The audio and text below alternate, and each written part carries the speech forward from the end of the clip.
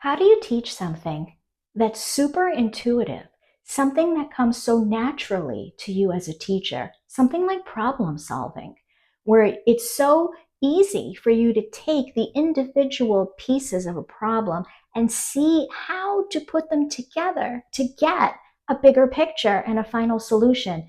That's really hard for a lot of students. So today, let me help you come up with a recipe that you can give your students to teach problem solving. Hi friends, my name is Kim and I'm a high school science teacher, mentor, and resource creator on TPT, and I like to share creative solutions to help you manage and run your science classroom with a little less stress. And today's topic is how to teach problem solving. It's a 21st century skill. Students need to know how to problem solve. It's going to help them in school. It's going to help them in higher education. It's going to help them in their careers, and it's the greatest skill that we can pass on to them. I just want to thank you.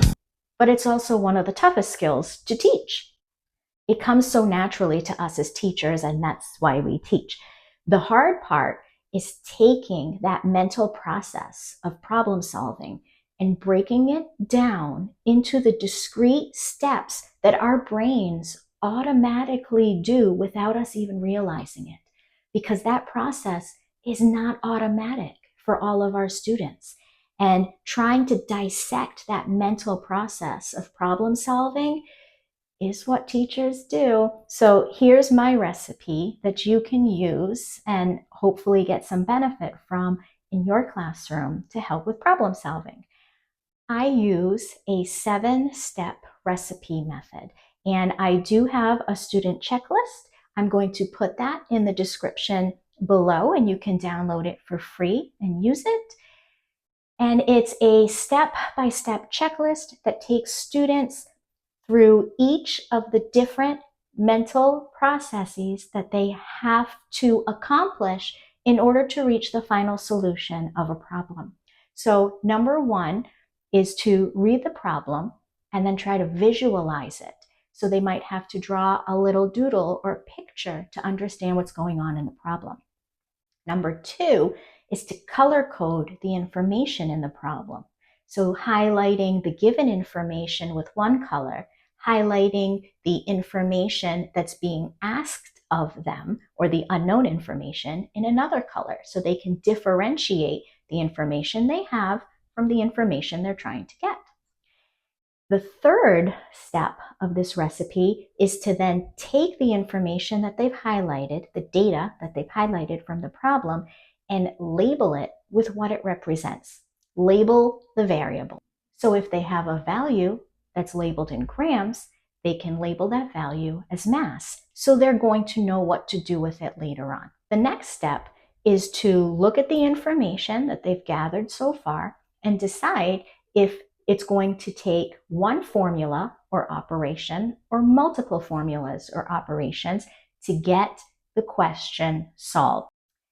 The fifth step is to actually find the formula or decide on an operation to work through the problem. And the sixth step is to plug the highlighted information, the highlighted data from their problem, into the formula or the operation that they chose and solve it. And then here's, I think, one of the most important steps that students always forget, the 7th and last step, labeling the answer with a unit. Because in science, we try to instill in the students that a number without a unit is useless, it's meaningless, and we have to give the number some context, and so it needs a unit. If you want to see how I use my checklist in solving a problem, let me show you that real quick.